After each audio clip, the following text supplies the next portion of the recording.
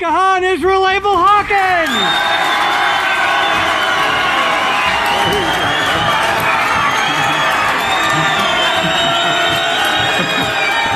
Hey, y'all are louder now than you was this morning.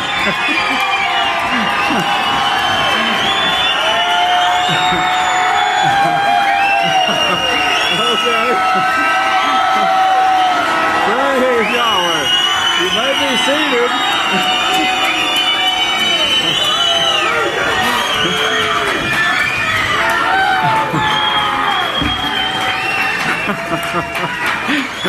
You may be seated.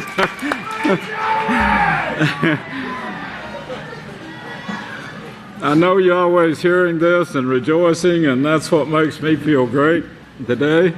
I'm thinking with all the energy I'm seeing, maybe we should change the services to afternoon instead of morning. No.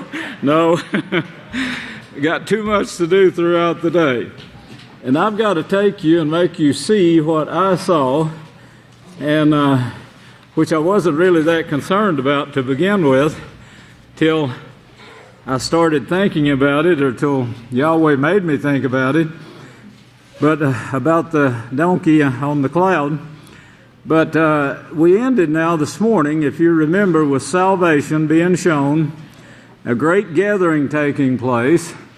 Now this is actually the gathering, the salvation, the gathering that was spoken of in Genesis 49. The great gathering, obedience to the nations. Anybody see any nations that's obedient to Yahweh at this time? But we're going to see that, and we're the work. You know, all the scholars admit that this is a work that is prophesied there, but they just can't figure it out. And they said, well, maybe it's Christianity. Maybe it's the church in the last days. The church is going to have to do a lot of changing. But on the Zechariah here now, if you go back to Zechariah 9:9, and if you notice here, he's the one. We're given in Genesis 49, we're given the righteous man who qualified for the scepter of righteousness. That's forever his. It can't never be taken away from him. It's his forever. And the jobs that we receive with him are going to be the same. They're going to be working with Yahshua forever, never losing a job. You won't have to worry about that. Never missing a paycheck, never letting your house be repossessed. Praise Yahweh. But Zechariah now, he's the one that ties the donkeys in with the branch. See? He's just having salvation, riding on the donkeys. Rejoice greatly, see, O daughters. Now this is the ones that keep Yahweh's commandments and so forth. And then he also ties it in with the house of Yahweh. If you go back to chapter 4 there, you will see the branches spoken of in verse 12. And then he says he ties it to the two witnesses in 14. So your prophecy starts coming together, see, a little here and a little there. And then in verses 10, chapter 5, verses 10 through 12, we see the two witnesses in verse 10. Then building the house of Yahweh in verse 11, in a Babylonish land that doesn't yet exist. Of course, when this was written, the American Indians were going there. Does anyone know where an American Indian is in any other place besides America? These people were, of course, Israelites. They were mixed up of all the 12 tribes, but they call them American Indians. Well, of course, their history will have to be rewritten, And everyone knows that, you know. I mean, I'm not the House of Yahweh is not the only one that knows that. We will rewrite the history the way all of this took place one day, and praise Yahweh, and give it to the world complete. And then he shows the house of Yahweh being established by these two witnesses. So all of it's beginning to come together. Now, in 9:9 we see salvation. We see the Lamb riding on the donkeys. And if you go back now to Matithia, the Savior's writings, not his writings, but his words that the apostles wrote as part of their duty before they were killed. In Matithia 21, and notice verse 7, he said, they brought the donkey and the colt and placed their cloaks upon them, and he sat upon them. He sat upon them. Well, of course, this shows the fulfillment of him riding on the donkey and the colt that the prophets showed. So here he fulfilled that prophecy and sat upon them. And verse 8 says, and very great multitude spread their cloaks on the road, while others cut branches. They cut branches from the trees and laid them on the road. Now in Leviticus 23, if you go back there, this ties it in with keeping Yahweh's feast. And of course, this was the beginning to the gathering of the feast at that time in chapter 23 and of Leviticus 23 and verse 40.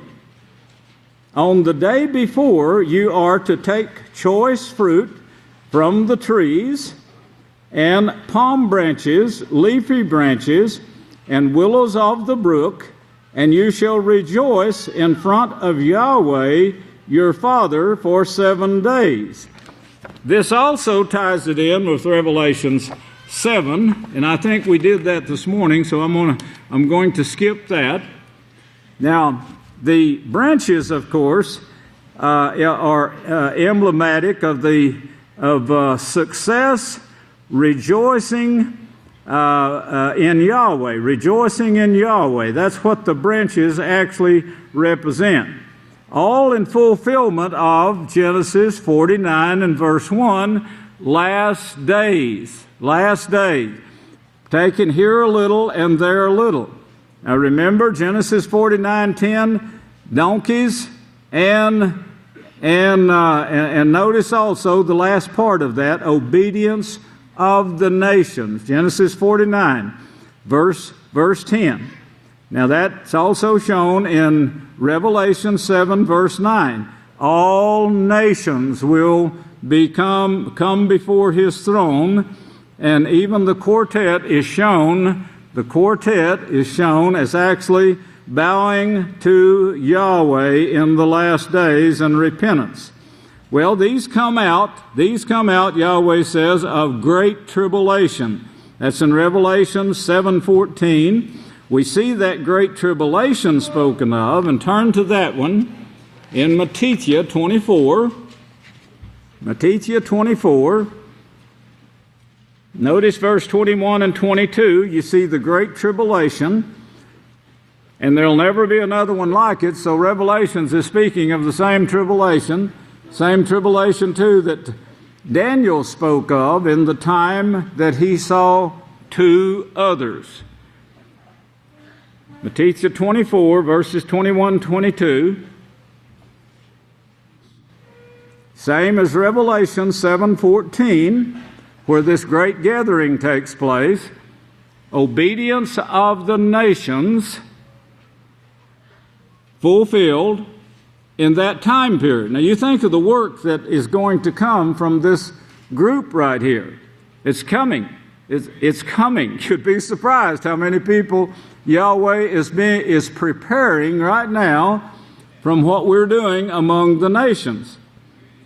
Now in verse 29, he shows the a darkening of the sun. So this also includes the nuclear wars. And then in verse 33 and 34, he shows this is the last generation. That's what Genesis 49:1 said. In the last days, and Yahshua calls it the last generation. In chapter 24:33, he says, when you see all these things, and that's 33, then 34, he says, that generation will not pass away until all of these things are fulfilled. All are fulfilled. Now, if you'll turn over, we read this morning, but turn back there again to Luke 21. Luke 21. Luke 21, and look at verse 11. Now here we see the great earthquakes will be throughout place to place. We're seeing that now. The means of television and news media and cameras and all of this knowledge being increased, technical knowledge, we're able to see that. And famines, earthquakes and famines, this is increasing as the news shows. It was played this morning. And the disease epidemics are spreading like wildfire now. And there will be fearful sights and great signs from heaven. Great signs from heaven. Let that be etched in your mind. Now, this is Yahshua, our high priest, speaking. He's high priest over the house of Yahweh, as Hebrews 10:21 said. And he's saying to you here, in a time period, the last generation, when all this trouble is taking place, nation against nation, as a prophet said now, every brother's hand against his own brother. Every man's hand against his neighbor. This is what we're seeing now. You don't see any peace at all left in the world. You see hatred. Even the men that we put in Washington, D.C., the White House, they're fighting against one another. If you'd see them debating, it's almost like they're going to get into a fist fight. You keep expecting it any time. And the hatred that's shown in their faces and accusation, running each other down. You can see here what they really think of the one standing next to them. Well, what's the public supposed to think of this? The public is saying, we don't want either one. We're trying to find somebody better, but there's no one to pick from.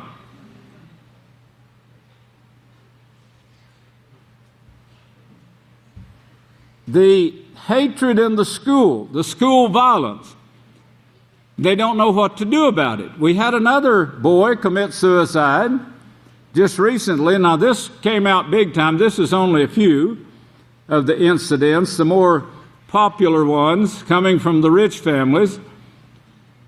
This boy was being bullied. They hired policemen to guard the schools, but the bullying didn't take place in the school, so they said, well, there's nothing we can do about it. Now, here's teachers and police that control the schools, but they can't do anything about it because it occurred outside the school. This is just seems a little bit ignorant to me. Why wouldn't they, with the boy begging like this and saying, I'm going to commit suicide, I don't want to do this, but I don't want to have this occurring to me anymore. And the abuse that the boy went through, but yet they could do nothing about it. They can't leave the school. What, they can't get out of their chair? They haven't got sense enough to go out a door? What? Is their brain so sick that they can't follow the boy and see what's taking place? Take a police officer with them, maybe? The decisions, they're just not there.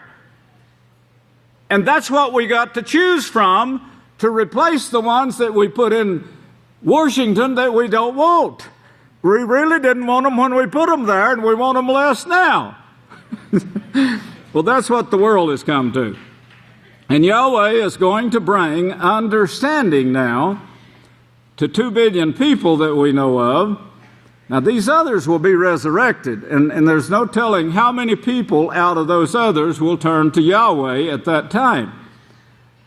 But He's going to turn this whole thing around, and He told you how He's going to turn it around. He forecast in advance, and I read it to you this morning. I'm going to allow every man's hand against his brother. I'm going to allow it. This is what you chose. This is what you'll get. And that's what we're seeing in the world today.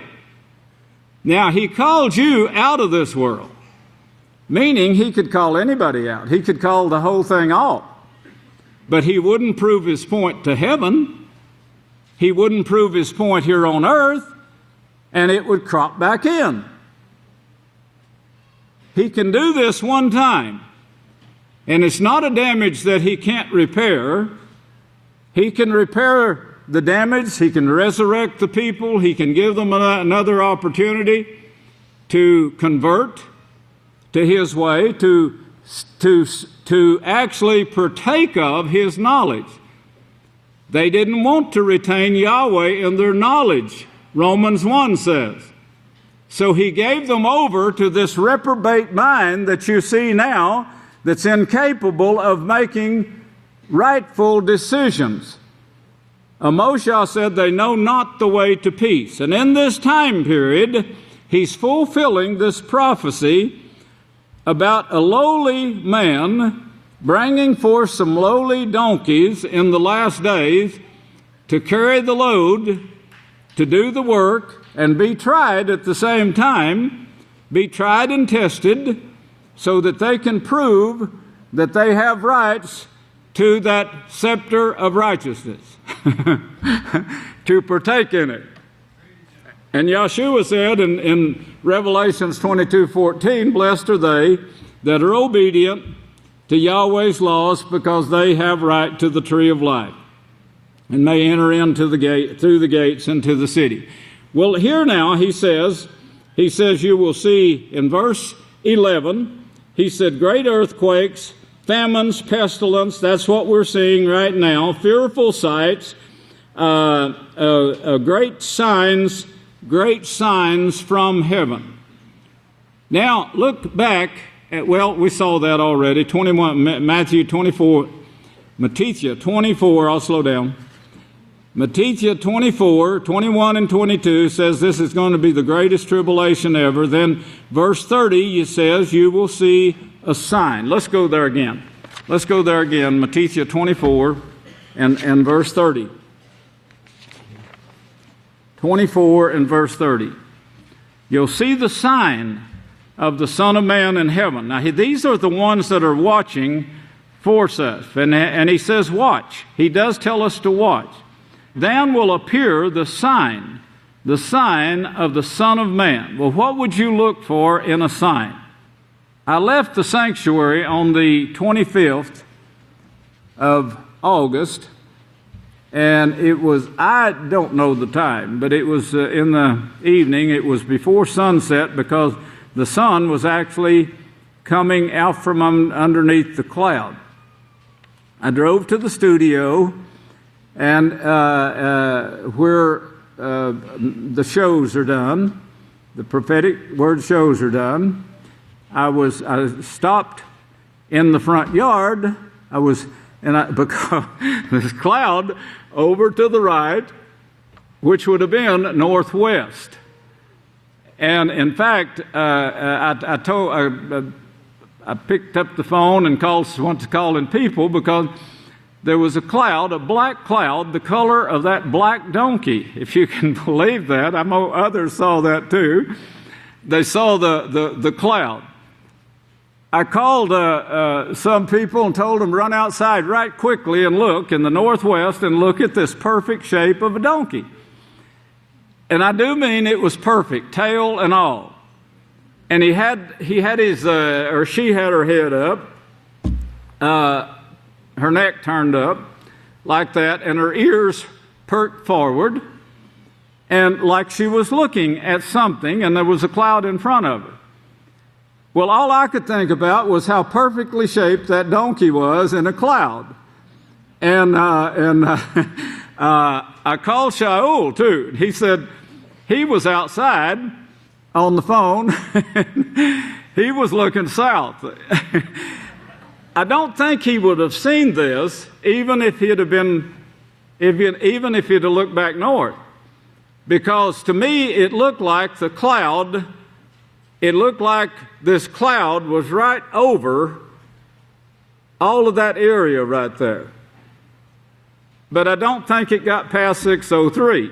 But it was right over that area right there. Now that's the way it's looked in my memory. And then it came back the other way across this land right here, come east. The big, large cloud in front of the donkey, it was shaped kind of strange. And that's what the donkey was looking at. Now, if you were a betting man, a gambler, if you've been to Hollywood and you know the odds on things, you know they bet on everything. A fly can land on a mic and they'll bet which way the fly is going to fly.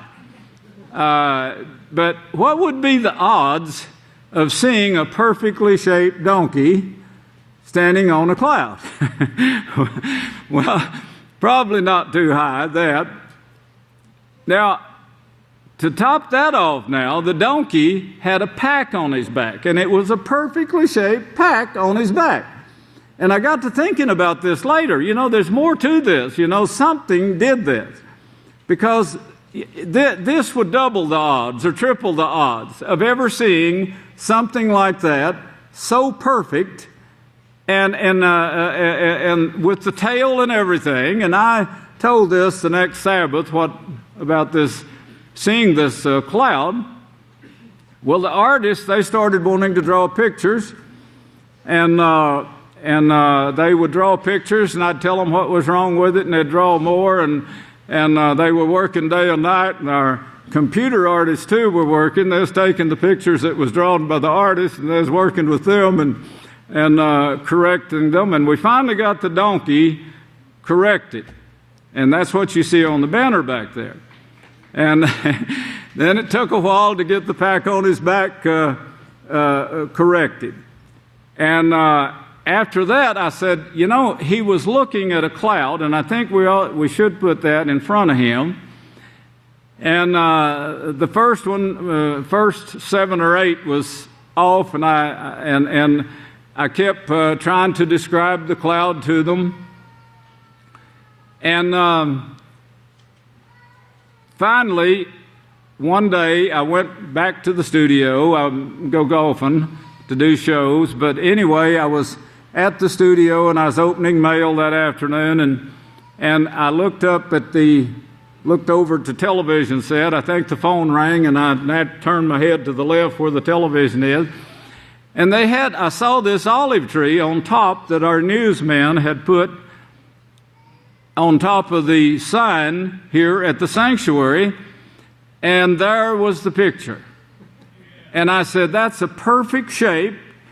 I called right quickly because we'd been working on this thing for weeks. This took place back in August, and we was trying to get it right because the more I worked on it, the more I felt this was of Yahweh. And He was showing us something here. So when I looked at that olive tree and the way it's shaped, I said, that's exactly what I've been trying to tell our painters and our computer men. So I said, take that and put that in that picture, and you got it. Well, it wasn't exactly, because it comes back over and down and like some kind of sleigh, like a snow sleigh, turned up in front and come up back over like this and in front, and then it had the jigs and the jags, and we almost had those in there when I saw that, and I said, there's what I saw. It's the same shape as that olive tree. Now put that in your odds. And that half of that olive tree that sticks out there towards that donkey, that's what this donkey was staring at.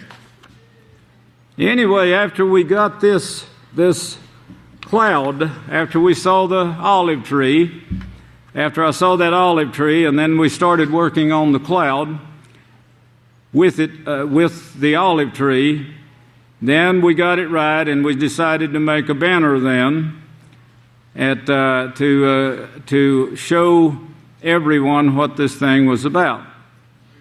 Let me see, there's something I missed here somewhere, I think. No, here it is. Now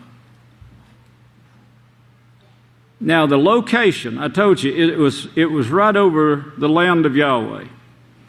That cloud was, and that was the only one I saw because I was looking over the top of a storage building and a garage, but I could see it coming back towards the sanctuary this way, but it looked like it ended right there at 603, standing right over the place where the first mobile sanctuary was, in fact, and the homestead.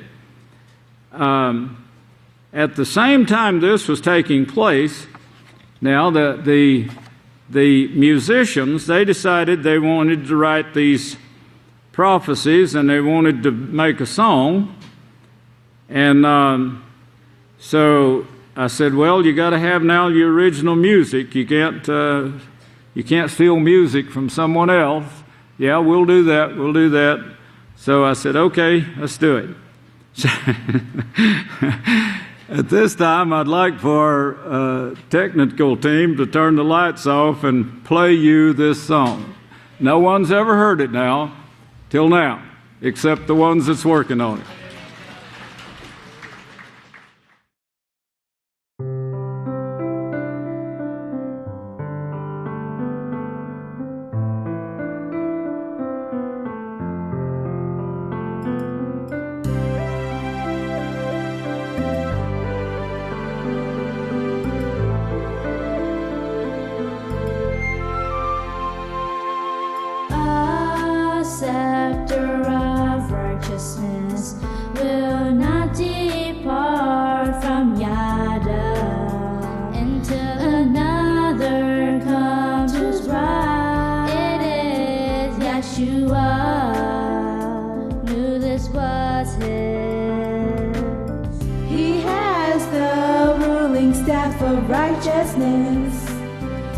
Train his disciples to be the most faithful apostles, enduring all trials and tests, laying the foundation for us. We are the cause of the donkey, tell to the choicest branch, Yisrayl Hawkins, built on the foundations of the prophets and apostles who are to the vine, Yahshua. In these last days, we will finish Yahshua's word. Yahweh has said to Yahshua, ask of me and I'll give you the nations. We'll carry on this burden, the load. With Yahweh's servants, we'll never let this work go. Faithfully we'll accomplish taking Yahweh's message to the entire world.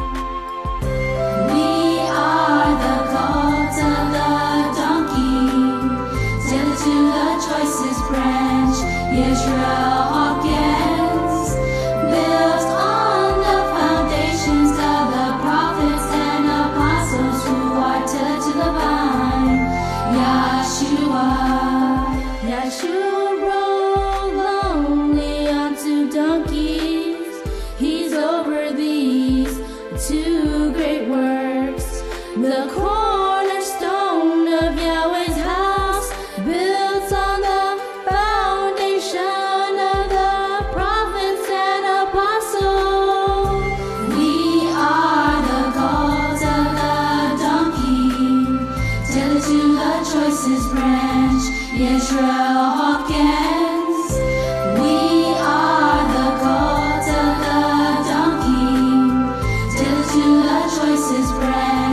Yisrayl Hawkins, built on the foundations of the prophets and apostles who are touched to the vine. Yahshua, we are the cult of the donkey, till to the choicest branch. Yisrayl Hawkins, built on the foundations of the prophets and apostles who are touched to the vine. Yahshua, Yahshua rode lonely onto donkeys. He's over these two great works, the cornerstone of Yahweh's house, built on the foundation of the prophets and apostles.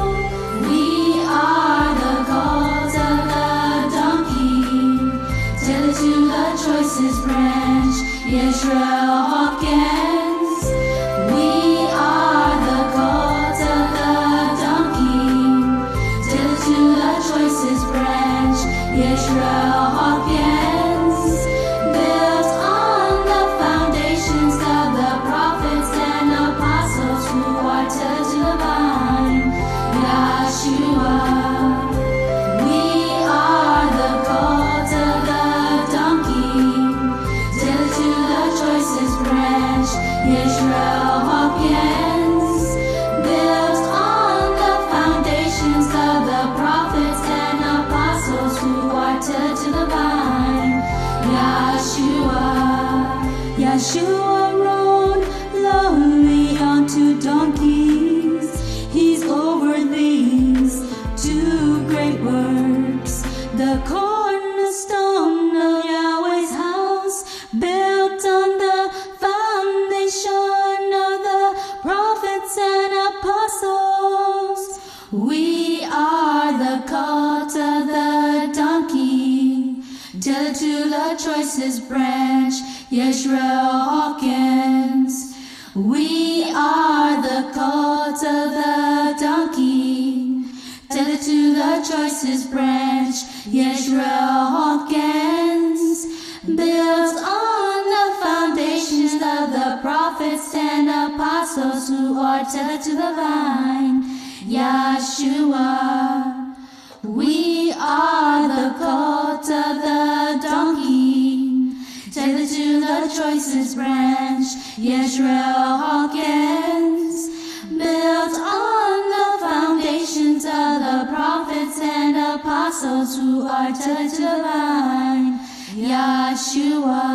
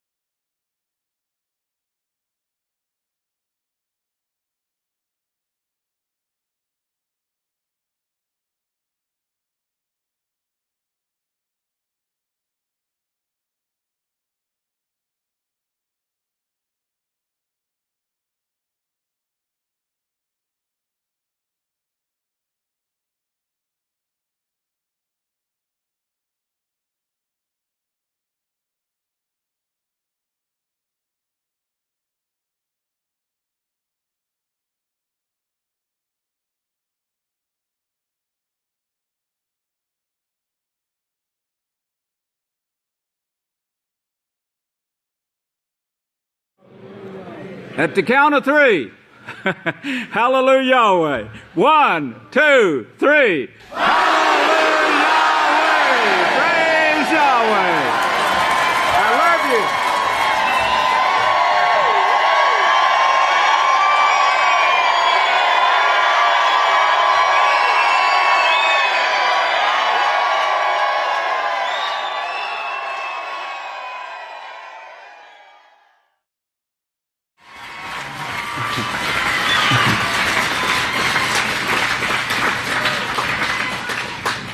Okay, I want you to go back to Matthew there where you were now, Matthew 24 and verse 30. And he says, "And then will appear the sign of the Son of Man. And if you think of what he's saying there, the Son of Man is sending us a sign. The sign of the Son of Man. You're not going to see the Son of Man right now, but he's telling somebody you're going to see a sign of the Son of Man in heaven. You're going to see it in heaven. Now this is at a time when the earth is mourning. You notice that all tribes of the earth, all 12 tribes of the earth are mourning in the last days.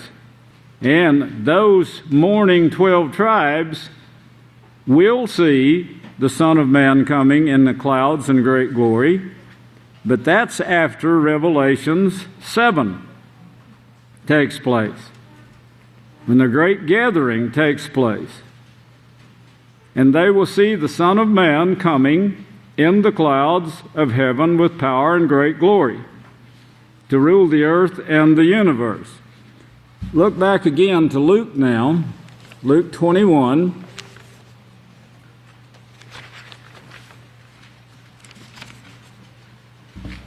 And again, Luke shows this great tribulation, and he shows this sign. 21 and verse 11. He shows this sign here, the earthquakes, and he says, signs from heaven. Well, what would that be for? And what signs? This is something that Yeshua said in Matthew 24, you're going to see. You're going to see this. Well, we've seen it. I'm convinced 100% this was given to us by Yeshua, our high priest.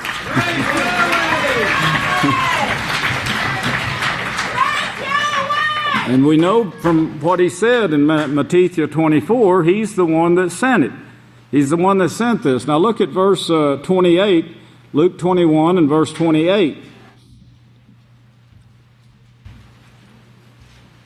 Now this is meant to be encouraging because of the fact that the load has been great, the tests have been great, the frustrations, we've been through it all. I've been through it with you. I know what you've suffered, and I'm suffering with you. So this is an encouraging sign to us, and that's why he sent it at this time, to let you know. And verse 28 says, so when these things begin to come to pass, then look up and lift up your heads. That is, this look up, it means, the meaning of it is cheer up, be joyful, show joy to Yahweh through the high priest, of course, Yeshua. Look up and rejoice and show the joy. Look up, lift up your heads, because your redemption draws near. Look up and lift up your heads for your redemption. So we know that we're going to be redeemed from this stupid world, that evil world that we're living in right now. And there's much more to this than what I've brought you, but I brought you enough, I think, that you understand this. And anyone can turn the name and address in at the office. Now, we don't have these done. We worked right up until the last minute. In fact, we were still working on it this morning to get this song tape made for you, the disc, where you can play it every once in a while and lift up your head and rejoice.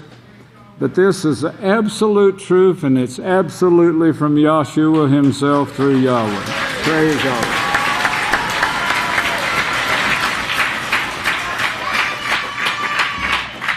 We'll start again possibly this coming Sabbath and get back to Shiloh come, because this is part of that meaning of that until Shiloh come.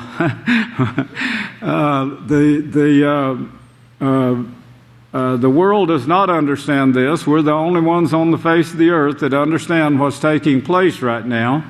What we're doing is going to change the world. Just as what Yeshua did in the days when he was on earth, changed the world.